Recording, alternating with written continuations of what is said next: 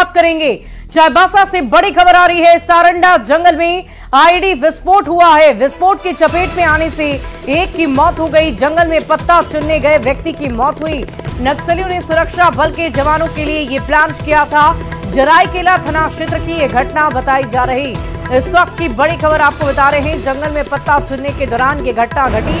नक्सलियों ने ID bomb blast किया था, जिसे सारंडा जंगल में आईडी विस्फोट देखा गया। प्लांट उन लोगों की तरफ से किया गया और इसी की चपेट में आने से एक व्यक्ति की मौत हो गई। इस वक्त की बड़ी खबर आपको बता रहे हैं, जहां सारंडा जंगल में आईईडी विस्फोट हुआ है। तो सारंडा जंगल में आईडी विस्फोट की खबर है। इस बड़ी खबर आपको बता रहे हैं। चाईबासा से ये बड़ी जानकारी। सुरक्षा बलों के लिए ये प्लान किया गया था, लेकिन पत्ता चुनने के लिए जब एक व्यक्ति वहां गया तो उसका पांव वहां पड़ा, जिसकी वजह से ये ब्लास्ट हुआ।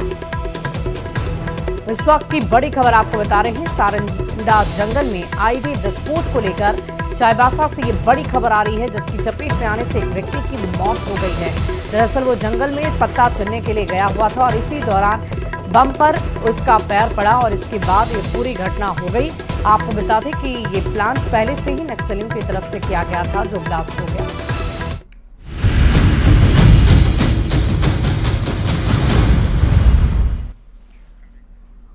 राजधानी रांची से एक और बड़ी खबर का रुख करेंगे। कांग्रेस चुनाव समिति की बैठक खत्म हो गई है।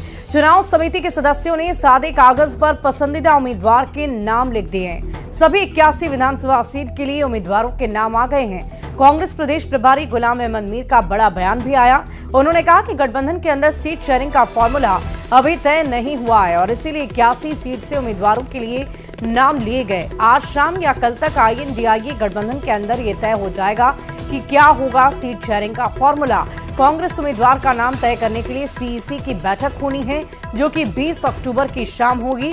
उम्मीदवारों की पहली सूची आने का अनुमान 20 अक्टूबर को ही लगाया जा रहा। तो इस वक्त की बड़ी खबर राजधानी रांची से आपको बता रहे हैं। तमाम सियासी हलचलों के बीच विधानसभा चुनाव को लेकर तैयारियां भी राजनीतिक दल कर रहे हैं और ऐसे में कांग्रेस की तरफ से ये जो बैठक आज महत्वपूर्ण रखी थी वो खत्म हो गई है और इसी के बाद गुलाम अहमद मीर का बयान भी आया कि जल्द ही लिस्ट भी जारी कर दी जाएगी। कोशिश करें शफाफियत के साथ, मेरिट के हिसाब से और ग्राउंड से रिलेटेड कैंडिडेट्स हमारे हो, तो इसलिए आज ये अब स्क्रीनिंग में जाएगा। कल का दिन छोड़ के CEC में, जहां फाइनल डिसीजन होता है। हमारी कोशिश है हमारे कैंडिडेट्स का ऐलान जितना जल्दी हो सके लिंगरान ना हो। तो मेरे ख्याल से 20 तारीख शाम तक हम अपना पहला लॉट अनाउंस करने के काबिल होंगे। हमको लगता है कि बहुत जल्द इस पर कुछ ना कुछ ये हो जाएगा और जिस तरह से कुछ टास्क दिया गया जिसको हम नहीं बताएंगे आपको, तो हमको लगता है कि जो भी होगा अच्छा होगा और बहुत जल्द सूची भी जारी कर दी जाएगी। कोई बहुत ज़्यादा है नहीं। सिटिंग MLA जो है वो उसके बाद जितने बचे हुए सीट है तो 50 के बाद 30 सीट बचता है, 30-31 सीट बचता है, उसी पे बात करना है। ज़्यादा उसमें JMM की ही सीट है, लेफ्ट को भी हम लोग एकोमोडेट कर रहे हैं। RJD के साथ उनकी क्या बात होती है वो भी एक देखना है। और झारखंड विधानसभा चुनाव के लिए एनडीए में सीट शेयरिंग फाइनल हो गई है। रांची में इसकी घोषणा कर दी गई। इसके अनुसार बीजेपी 68, आरजेडी 10, JDU 2 और LJPRV 1 सीट पर चुनाव लड़ेगी। चुनाव के लिए बीजेपी ने अपने सहयोगी दलों के साथ सीटों का बंटवारा तय कर लिया है। बीजेपी के चुनाव प्रभारी शिवराज सिंह चौहान और सह प्रभारी हेमंता बिश्वा शर्मा ने रांची में एक प्रेस कॉन्फ्रेंस कर इस बात की जानकारी दी है। सीट शेयरिंग फाइनल होते ही बीजेपी जल्द ही अपने उम्मीदवारों के नामों का ऐलान भी कर सकती है। वैसे शेयरिंग के अनुसार सीट भी फाइनल हो गई है। सिल्ली, रामगढ़, गोमिया, ईचागढ़, मांडू, जुगसलाई और देखिए किस पार्टी को कितनी सीटें दी गई है वो आप जानिए। 68 सीट पर बीजेपी खुद चुनावी रणभूमि में उतरेगी। आजसू जो कि डबल डिजिट की डिमांड कर रही थी उसे भी 10 सीट दे दी गई, यानी कि डबल डिजिट में आंकड़ा आ ही गया। जेडीयू की अगर हम बात करें तो जेडीयू 2 सीटों पर चुनाव लड़ेंगी। हालांकि 3 सीटों की डिमांड थी लेकिन 2 पर सहमति बन गई है। वहीं चिराग पासवान की पार्टी को भी 1 सीट दिया जा रहा है। तो कुल मिलाकर ये सीटों का फॉर्मूला तय हो गया है और किसे कौन सी सीट मिली है उसकी भी जानकारी हम आपको दे देते हैं। आजसू को गोमिया रामगढ़ सीट मिली है। लोहरदगा और पाकुड़ सीट 10 सीटें हैं। ईचागढ़ मांडू और साथ ही साथ डुमरी मनोहरपुर सीट भी इन्हें मिली है। सिल्ली जुगसलाई भी मिली है। आपको बता दें गोमिया रामगढ़ लोहरदगा पाकुड़ ये तमाम ऐसी सीटें हैं जो आजसू के खाते में गई है। कुल मिलाकर 10 सीटें हैं जो आजसू को दी गई है। इसके अलावा जेडीयू और एलजेपीआरवी को एक एक सीटें दी गई है, जिसकी चर्चा हमने की। मोदी जी के नेतृत्व में देश तेजी से आगे बढ़ रहा है। आज एनडीए देश में विकास और सुशासन का प्रतीक है। झारखंड में भी चुनाव का बिगुल बज चुका है। इंडी गठबंधन की सरकार ने झारखंड को तबाही और बर्बादी के कगार पर पहुंचा दिया है। झारखंड के ये चुनाव सत्ता पर कौन काबिज होगा केवल इसका चुनाव नहीं है, ये झारखंड की अस्मिता बचाने का चुनाव है। हमारे आदरणीय कृषि मंत्री शिवराज सिंह चौहान जी ने आप लोगों को बताया कि ये चुनाव हम प्रधानमंत्री नरेंद्र मोदी जी की नेतृत्व में एज ए एनडीए लड़ना चाहूंगा। और शिवराज सिंह चौहान जी ने आपको ये भी बताया कि झारखंड में हमारा जो एनडीए है उनका एक प्रमुख घटक दल है आजसू पार्टी, जनता दल यू, लोक जनशक्ति पार्टी। और उस दृष्टिकोण से ये चुनाव हम लोग बीजेपी और ये तीनों पार्टी मिलकर लड़ना चाहूंगा। और राजधानी रांची से बड़ी खबर आ रही है। आजसू अध्यक्ष सुदेश महतो का बड़ा बयान। पीएम मोदी के चेहरे पर लड़ा जाएगा विधानसभा का चुनाव।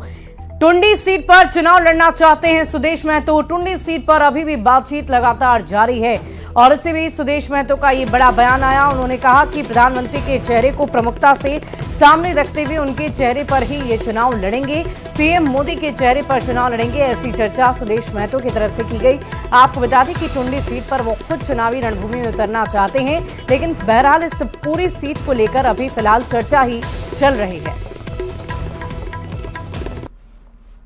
एनडीए में सीट शेयरिंग का ऐलान हो चुका है। हमारे सामने इस समय आजसू सुप्रीमो सुदेश महतो हैं। ये ज्वाइंट प्रेस कॉन्फ्रेंस को उसमें ये क्यों कहना पड़ा हेमंत बिश्व शर्मा को कि वास्तव में अभी जो हम बात कर रहे हैं वो सेमीफाइनल है, फाइनल के भी कुछ संभावना बनी हुई है सीट शेयरिंग को लेकर? देखो, आज हम सभी लोग संयुक्त रूप से एक प्लेटफॉर्म में आए। ये हम मिलकर चुनाव लड़ रहे हैं। हम लोगों ने बातचीत से कुछ स्थिति को जो तय किया है, कुछ सीटों को तय किया है सीधे तौर पर, तो सीटों का आज हम सभी लोगों ने ऐलान किया है। और कुछ हमारे बातचीत के हिस्से में कुछ चीजें हैं। एनडीए फोल्डर्स ये पूरी चीजों पर ध्यान रखेगा कि परिस्थिति जो बनेगी या परिस्थिति आने वाली होगी, सामने का जो चुनौती होगा, उस पर ध्यान रखते हुए भी कई सीटों पर हम लोग निर्णय लेंगे। एक टुंडी सीट की बड़ी चर्चा में थी कि आज तो टुंडी सीट भी चाहती है और ये चर्चा थी कि सुदेश महतो यानी आप जो हैं सिल्ली के साथ टुंडी भी लड़ना चाहते हैं। देखो, टुंडी पर हम लोग पहले भी टुंडी हम लोग चुनाव लड़े हैं, चुनाव जीते हैं, हमारा पार्लियामेंट एरिया के हिस्से में है, इसलिए ये सीट चर्चा में है। तो बाद में भी चर्चा में रहेगा ये सीट। बड़का गांव का पेंच ऑफिस सुलझा दीजिए कि क्या चयनी है कि वो सीट जो है बीजेपी ने ऐलान किया, क्या रोशन चौधरी जो होंगे चेहरा आजसू का होगा? देखो, वहां पर हमारे कैंडिडेट बड़ा स्पष्ट है। आदरणीय रोशन लाल चौधरी जी पार्टी के कैंडिडेट हैं, पहले भी रहे हैं, बहुत नजदीकी रहा है। जब हम अलग हुए तो थोड़ा फर्क पड़ा, नहीं तो हम बहुत नजदीक के रहे हैं। वो मेरा मूल कंटेस्ट वाला सीट में से है। हाँ, हम हमारे भारतीय जनता पार्टी के साथ ये चीजें चल रही है। कई जगह पर एडजस्टमेंट की बातें चल रही है। एडजस्ट होके हम लोग एडजस्ट कर सकते हैं एक दूसरे के लिए, जैसा कि मुख्यमंत्री जी ने, प्रभारी जी ने आपको कहा, तो ऐसा हम करेंगे। हम बोले एनडीए के लिए एडजस्टमेंट हम लोग करने के लिए इतना फ्लेक्सिबल हम लोग रहेंगे कि एक दूसरे को हम लोग एडजस्ट कर सकें। अच्छा, ये अब जो मुख्यमंत्री का कोई चेहरा नहीं होगा, जैसे ये बात आती है तो दायरा बड़ा हो जाता है, आखिर अब मुस्कुरा रहे हैं? नहीं, आदरणीय प्रधानमंत्री जी के को सामने रखकर ही चुनाव लड़ा जाएगा, ये हम दोनों ने स्वीकार किया है और उससे बड़ा क्या हो सकता है। 2019 का इतिहास भूल चुके हैं, अब सब साथ हैं। क्या देना चाहेंगे जो सत्ता पक्ष के लोग हैं? कोई मैसेज? सत्ता पक्ष को मैसेज कुछ नहीं है, हमारा साथ खड़ा होना ही उनको मैसेज पहुंच गया है कि जब हम साथ में आ गए हैं तो एक बड़ी तादाद, बड़ा तबका का एक जनमत एक साथ खड़ा हो गया। सुदेश महतो ने साफ स्पष्ट कहा है कि जो ज्वाइंट प्रेस कॉन्फ्रेंस है, चेहरा जो झारखंड में होगा वो मोदी जी का चेहरा होगा, पीएम मोदी का चेहरा होगा। लेकिन बातचीत से यह साफ है कि बहुत सारी चीजें ऐसी है जिसका फाइनल टच अभी भी बाकी है। कैमरामैन संजीत तिवारी के साथ संजय कुमार सिन्हा, न्यूज 18 रांची। तो एनडीए की सीट शेयरिंग के ऐलान के बाद चिराग पासवान की लोक जनतांत्रिक पार्टी के झारखंड मीडिया प्रभारी धीरेन्द्र मुन्ना का बयान सामने आ गया है। धीरेन्द्र मुन्ना सीट शेयरिंग में एक सीट मिलने पर कहा कि इससे हमें कोई फर्क नहीं पड़ता है। नेतृत्व तय करता है और अभी अनाउंसमेंट हुआ है, लेकिन संख्या क्या है, 1 है 2 है, यह विषय हमारे नेता आदरणीय चिराग पासवान जी के लिए रहा ही नहीं है। झारखंड कांग्रेस महासचिव राकेश सिन्हा ने एनडीए सीट शेयरिंग पर निशाना साधा। राकेश सिन्हा ने कहा कि बीजेपी के ऊपर गठबंधन का इतना दबाव है कि वो अब एनडीए को समेटने में लग गई है। आजसू की हालत तो ये है कि उसे 1 दर्जन सीट भी नहीं मिली। झारखंड कांग्रेस के पूर्व अध्यक्ष राजेश ठाकुर ने निशाना साधा।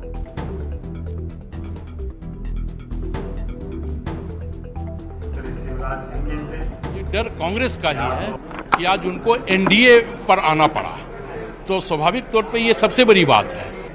लेकिन हमें लगता है कि सुदेश जी को सोचना चाहिए कि कल तक जिनको दूध की मक्खी की तरह निकाल करके भारतीय जनता पार्टी बाहर कर दिया, आज वो 10 सीट पे हैं।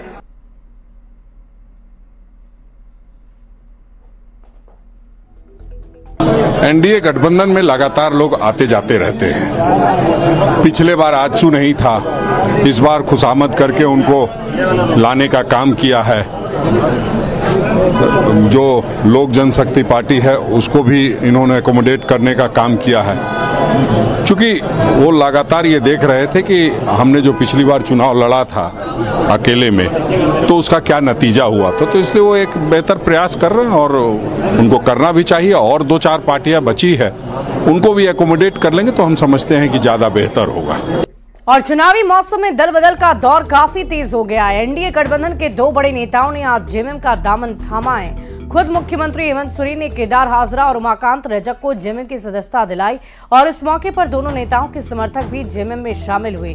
केदार हाजरा जमुआ से बीजेपी के मौजूदा विधायक हैं, जबकि उमाकांत रजक चंदन कियारी से आजसू के सीनियर लीडर हैं। जेएमएम में शामिल होने के बाद उमाकांत रजक ने कहा कि चुनावी समर में उनकी घर वापसी हुई है, तो सीएम हेमंत सोरेन ने कहा कि बीजेपी जितनी भी साजिश कर ले, हम लोग ना झुकेंगे ना टूटेंगे। महासमर में हम पूरा अपना घर में वापसी हुए हैं और ये बीजेपी का जो मार है, इस बार को हम सब लोग मिलकर रोकने का काम करेंगे और पूरा हेमंत सोरेन जी को झारखंड प्रदेश में मुख्यमंत्री बनाने का काम करेंगे। हम लोग जेल से नहीं डरते हैं और ये जो भारतीय जनता पार्टी का झारखंड प्रदेश के अंदर जो षड्यंत्र चल रहा है, इस षड्यंत्र को भी हम लोग तोड़ने का काम करेंगे। झारखंड के लोग ना कभी डरे हैं, ना कभी झुके हैं। हम टूट सकते हैं लेकिन झुक नहीं सकते। और आज इसी कड़ी में हमारे 2 भाई हमारे इस राजनीतिक ताकत का एक और हिस्सा बनने का, उसमें बढ़ाने का हिस्सा का काम में जुटेंगे और निश्चित रूप से आने वाला समय में जो यहाँ पूंजीपतियों का जो एक गिद्ध नजर है, उस गिद्ध नजर से झारखंड वासियों को बचाने का काम किया जाएगा। बीजेपी के टिकट से 3 बार जमुआ से विधायक रहे केदार हाजरा आज बीजेपी का दामन छोड़कर झारखंड मुक्ति मोर्चा में शामिल हो गए। केदार हाजरा ने कहा कि बीजेपी से नाराजगी की कोई बात नहीं है। केदार हाजरा से बातचीत की है न्यूज 18 संवाददाता गौरव झा ने। हमारे साथ हैं भाजपा से विधायक हैं, आज झारखंड मुक्ति मोर्चा का दामन थाम लिया, क्या बात है, क्या नाराजगी थी सर? देखिए, राजनीति में कोई नाराजगी नहीं होती है। राजनीति में कई संभावनाएं रहती है और एक नए संभावना के साथ आज एक नई पारी को हम प्रारंभ करने जा रहे हैं। टिकट कट गया इसी में? नो। राजनीतिक कार्यकर्ता हूं और राजनीति में कहीं भी संभावनाएं रहती है, तो हमें जो अच्छा लगा मैंने किया। 3 दशक तक वहाँ रहे, क्या विचारधारा मिलेगी? मिलेगी। बिल्कुल, हमारे साथ केदार हाजरा जी थे जिन्होंने कहा कि हमारी विचारधारा मिलेगी और इसके साथ हम लोग झारखंड मुक्ति मोर्चा को मजबूत भी करेंगे। कैमरा पर्सन संत के साथ गौरव झा, न्यूज 18 रांची। और जमशेदपुर पश्चिम से सरयू राय का चुनाव लड़ना लगभग तय है। सरयू राय ने जेडीयू, बीजेपी, आजसू और एलजेपी का धन्यवाद किया है। बन्ना गुप्ता के खिलाफ जमशेदपुर पश्चिम से सरयू राय चुनाव लड़ेंगे। मैं तो पूर्वी से चुनाव लड़ना चाह रहा था, पर एनडीए गठबंधन ने पश्चिम सीट मेरे लिए तय किया है, तो मैं चुनाव लड़ूंगा और शिद्दत के साथ लड़ूंगा। और जितने भी भारतीय जनता पार्टी के, आजसू के, लोजपा के कार्यकर्ता हैं, वे जनता दल यू के साथ मिलकर राष्ट्रीय गठबंधन के उम्मीदवार के नाते मेरा समर्थन करेंगे। और मेरा लक्ष्य है कि हम लोग कम से कम 50,000 वोट से जमशेदपुर पश्चिम का चुनाव जीतें। चाईबासा के 5 विधानसभा क्षेत्रों के लिए नामांकन की प्रक्रिया शुरू हो गई है और इसके लिए सुरक्षा के पुख्ता इंतजाम किए गए हैं। आपको बता दें कि पहले चरण में 13 नवंबर को चाईबासा, मझगांव, जगन्नाथपुर, चक्रधरपुर, मनोहरपुर में मतदान होगा। मौके से अधिक जानकारी दे रहे हैं संवाददाता रूपेश प्रधान। पश्चिमी सिंहभूम चाईबासा के 5 विधानसभा सीटों के लिए आज से नामांकन की प्रक्रिया शुरू हो गई है और यहाँ आप देख रहे हैं पश्चिम सिंहभूम चाईबासा जिला समाहरणालय में 2 निर्वाचन क्षेत्रों का, मनोहरपुर और मझगांव, ये 2 विधानसभा क्षेत्रों का जो यहाँ पर नामांकन की प्रक्रिया यहाँ जिला समाहरणालय कार्य भवन जो है यहाँ पर की जा रही है और दोनों के लिए अलग अलग रिटर्निंग ऑफिसर बनाए गए हैं। आप देख रहे हैं यहाँ नामांकन प्रक्रिया के लिए तमाम व्यवस्थाएं, सुरक्षा व्यवस्था भी यहाँ बढ़ा दी गई है और यहाँ नामांकन पत्रों की बिक्री भी आज शुरू हो गई है। पश्चिमी सिंहभूम जिला के 2 विधानसभा क्षेत्रों का यहाँ पर नामांकन प्रक्रिया होगी और अन्य जो 3 विधानसभा हैं उनमें से एक जो सदर चाईबासा विधानसभा है उसका नामांकन प्रक्रिया चाईबासा शहर स्थित सदर अनुमंडल पदाधिकारी के कार्यालय में होगी और उसके अलावा जगन्नाथपुर विधानसभा जो क्षेत्र है उसका नामांकन प्रक्रिया जगन्नाथपुर अनुमंडल कार्यालय में होगी। तो आगे नामांकन प्रक्रिया यहाँ पर चलती रहेगी। रूपेश प्रधान, न्यूज 18 चाईबासा। और इधर ईडी ने राज्य के मुख्य सचिव को पत्र लेकर पूर्व मंत्री आलमगीर आलम और संजीव लाल के खिलाफ प्राथमिकी दर्ज करने की अनुशंसा की है। बीजेपी प्रदेश प्रवक्ता ने कहा कि जांच में ये पता चला है कि जहांगीर के घर से जब्त की गई राशि कमीशन खोरी से जुटाई गई थी और ईडी का ये भी मानना है कि ये पैसा पूर्व मंत्री आलमगीर आलम का है। बीजेपी ने मुख्य सचिव से इस पूरे मामले में तुरंत प्राथमिकी दर्ज करने की अपील कर दी है। जांच में जो 32 करोड़ 20 लाख रुपया जो जब्त किए थे, उस राशि में अपने प्रारंभिक जांच के दौरान में संजीव लाल जी और मंत्री आलमगीर आलम जी के पास से जो सूचनाएं मिली, जो उनको जानकारी मिली, उन्होंने स्वीकार किया है कि हाँ, ये संजीव लाल ने स्वीकार किया कि ये पैसा मंत्री का है और जो जहांगीर जहां वो पैसा रखते थे, वो कमीशन खोरी के पैसा वो वहां पर डंप रखते थे। और इसी बीच पलामू से एक बड़ी खबर का रुख करेंगे। नक्सलियों के खिलाफ बड़ी सफलता मिली है। भारी मात्रा में हथियार, कारतूस बरामद। पीपरा के पहाड़ी इलाके में ये बड़ी सफलता मिली। किसी घटना की तैयारी में नक्सली थे, लेकिन उस तैयारी को नाकाम कर दिया गया है। भारी मात्रा में हथियार की बरामदगी हुई। नक्सलियों के खिलाफ बड़ी सफलता। तस्वीरें हम आपको दिखा रहे हैं। हथियारों को देखकर आप अंदाजा लगाइए कि कितनी बड़ी घटना को अंजाम देने की कोशिश इनकी तरफ से की जा रही थी। तो वो सर्च ऑपरेशन के दौरान इन लोगों को एक .303 राइफल बरामद हुआ है, 80.303 का जिंदा कैट्रिज, 22 mm का भी कैट्रिज बरामद हुआ है। एक स्टील का डब्बे में ये सब कैट्रिजेस और ये हथियार जो है मिट्टी में गाड़ा हुआ मिला था। और ये .22 का जहां तक बात है, इसको बेसिकली आईईडी लगा के इसको स्प्लिंटर के रूप में आईईडी में लगाने के लिए प्रोजेक्टाइल के छोटे शॉर्ट डिस्टेंस के पर इसको यूज किया जाता है। और गिरिडीह पुलिस को बड़ी सफलता हाथ लग गई। पुलिस ने एक शातिर अपराधी रीतलाल यादव उर्फ रीतलाल महतो को गिरफ्तार कर लिया, जो बिरनी थाना क्षेत्र के पीपराडीह का निवासी है। यह अपराधी अपने ही घर में अपनी मां और भाई को गोली मारकर फरार हो गया। पुलिस ने उसके पास से एक देसी पिस्टल और जिंदा गोली भी बरामद की है। छापेमारी की गई, जिसमें एक व्यक्ति जो रीतलाल यादव उर्फ रीतलाल महतो, जो कि हरकट्टा ओपी का ही रहने वाला है, उसके पास से एक देसी पिस्टल और 7.62 mm का जिंदा गोली। खबर लोहरदगा से है, जहां जिले के भंडरा थाना क्षेत्र के कशपुर गांव में महीनों से बड़े पैमाने पर चट्टानों को तोड़ा जा रहा है, जिससे प्रशासन पर खानापूर्ति करने का आरोप लग रहा।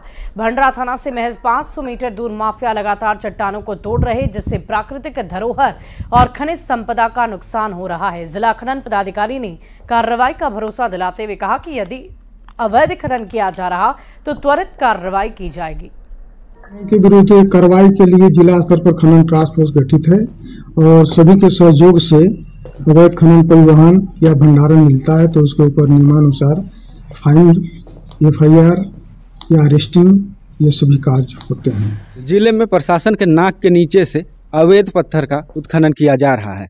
आप देख सकते हैं कि किस तरह से ये लोहरदगा जिले के भंडरा थाना क्षेत्र के कशपुर गांव का चट्टान है, जिसे पत्थर के माफिया द्वारा तोड़ा जा रहा है।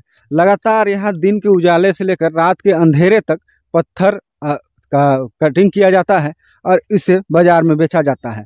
आप जहाँ तक देखेंगे वहाँ तक पत्थर तोड़े जा रहे हैं और यह पत्थर अवैध तरीके से पत्थर माफिया द्वारा तोड़ा जा रहा है, जिस पर प्रशासन कार्रवाई करने में नाकाम नजर आ रही है। भंडरा थाना क्षेत्र का यह मामला है, वहीं ना थाना प्रभारी इस पर कार्रवाई कर रहे हैं और ना ही CO इस पर कार्रवाई करने में अपनी रुचि दिखा रहे हैं। अब क्या कारण है कि प्रशासन इस पर कार्रवाई नहीं कर रही है, वो तो प्रशासन ही जानेगी, लेकिन हम कह सकते हैं कि जिस तरह से प्राकृतिक चीज़ों को और खनिज संपदा है उसे लगातार लूटा जा रहा है। बड़े पैमाने पर पत्थर उत्खनन किए जा रहे हैं, वो भी अवैध तरीके से, तो कई सवाल उठते हैं कि आखिर इस पर प्रशासन की नज़र क्यों नहीं जाती है और इस तरह से पत्थर माफियाओं के खिलाफ कार्रवाई काहे नहीं होती है। अब देखना होगा कि खबर और तस्वीर सामने आने के बाद पत्थर माफिया के खिलाफ और जो अवैध पत्थर उत्खनन करने में लोग लगे हुए हैं उनके खिलाफ प्रशासन का क्या रवैया रहता है और उनके खिलाफ क्या कार्रवाई होती है। आकाश साहू, न्यूज़ 18, लोहरदगा। और विधानसभा चुनाव को लेकर पलामू पुलिस भी अलर्ट मोड पर है। पुलिस अधीक्षक के निर्देश पर शराब कारोबारी के खिलाफ अभियान चलाए जा रहे हैं। अब तक कई ठिकानों पर छापेमारी कर भारी मात्रा में शराब बरामद हुई। विदेशी शराब की भी बड़ी खेप पकड़ी गई है। छापामारी किया जा रहा है और बेहद पैमाने पर छापामारी चल रही है।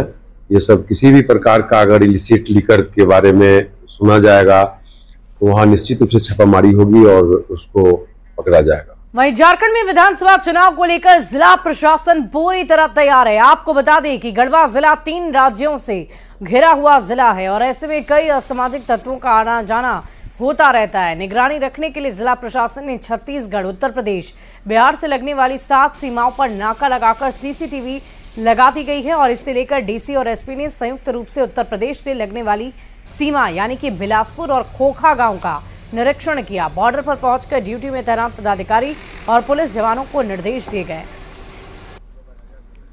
देखिए, तैयारी हम लोग पूरी, आप लोग जैसे देख रहे हैं, इमीडिएटली आफ्टर अनाउंसमेंट बहुत सारे कार्य हम लोग करते रहते हैं। इसमें हम लोग का ये भी है कि हम लोग चेक पोस्ट जो है ऑपरेशनल हो जाना चाहिए। सारे लोग हैं यहाँ पर। जैसा कि आप जानते हैं, आचार संहिता लागू होने के बाद सभी जगह हमारा इंटर स्टेट चेक पोस्ट जो है वो फंक्शनल हो गया है और गढ़वा जिला में कुल 7 इंटर स्टेट चेक पोस्ट बनाया गया है। ये 3 राज्यों की सीमा से लगता है गढ़वा जिला। उसी सिलसिले में आज उपायुक्त और मेरे द्वारा जो है इनका जॉइंट इंस्पेक्शन किया गया है ताकि यहाँ पे जो चेकिंग हो रही है वो मुकम्मल हो रही है नहीं हो रही है उसके बारे में हम लोग जानकारी ले सकें। वहीं धनबाद के तेतुलमारी BCCL एरिया में सिंह नेचुरल आउटसोर्सिंग कंपनी के भूमि पूजन कार्यक्रम के दौरान ग्रामीणों ने जमकर हंगामा किया, जिसके बाद कंपनी समर्थक और ग्रामीणों के बीच जमकर नोकझोंक हुई। ग्रामीणों ने BCCL और आउटसोर्सिंग प्रबंधक के खिलाफ बिना कोई सूचना के भूमि पूजन करने का आरोप लगा दिया। मौके पर पुलिस CISF ने किसी तरह रैयतों को शांत कराया, लेकिन ग्रामीणों ने चेतावनी देते हुए कहा कि अगर 7 दिन के अंदर कंपनी के प्रतिनिधियों से बातचीत नहीं होती तो वो कंपनी के गेट में ताला जड़ देंगे। बोला कि हम आप लोग को काम करने दीजिए, आप लोग को सारा चीज हम लोग आप लोग को प्रोवाइड करवाएंगे, ठीक है ना। लेकिन BCCL कुछ प्रोवाइड नहीं करवा रहा है और कंपनी यहाँ पे जबरदस्ती आकर के भूमि पूजन आकर के कर रही है, ठीक है। तो हम लोग इस चीज का विरोध करते हैं और मौका मिलेगा तो हम लोग कंपनी बंदी भी करेंगे, तालाबंदी भी करेंगे। खबर गुड्डा के मेहगामा प्रखंड के मनोहरपुर गांव से है, जहां ग्रामीणों ने डीलर पर 3 महीने से राशन नहीं देने का आरोप लगाया। ग्रामीणों का कहना है कि सरकारी योजना के तहत मिलने वाला राशन नहीं मिल पा रहा है, जिसकी वजह से लोगों की मुश्किलों बढ़ गई है और जब ग्रामीण और पत्रकार डीलर के घर पहुंचे तो डीलर सरस्वती देवी ने पहले तो अभद्र व्यवहार किया और मीडिया के लोगों को वीडियो बनाने से रोकने की कोशिश की। फिर बताया कि विभाग से चावल नहीं मिलने पर राशन का वितरण नहीं किया गया। 3 महीने से लाभुकों को नहीं मिल रहा है लाभ। पूछने पर डीलर महिला की दबंगई भी देखी गई। 3 महीना से अब की बार मिला है। तो 2 महीना का क्या हुआ? 2 महीना का बोल रहा कि पर्ची नहीं निकलेगा तो चावल नहीं मिलेगा। पर्ची आखिर पूछे नहीं कि पर्ची काहे नहीं निकलता है? निकालने जाते हैं तो बोलता है कि मशीनें खराब है। चावल तो अभी डीलर बोलता है कि अगस्त का आया था, सितंबर अक्टूबर 3 महीना हो गया। अभी इसका तो अगस्त का नहीं दिया, सितंबर का दे रहा, अक्टूबर का भी नहीं दे रहा। तो 3 महीना से लास्ट महीना में चावल बांटता है। जब जाते हैं तो 1 दिन बचता है तब। और फिलहाल इस बुलेटिन में अभी के लिए बस इतना ही। आप बने रहे न्यूज़ 18।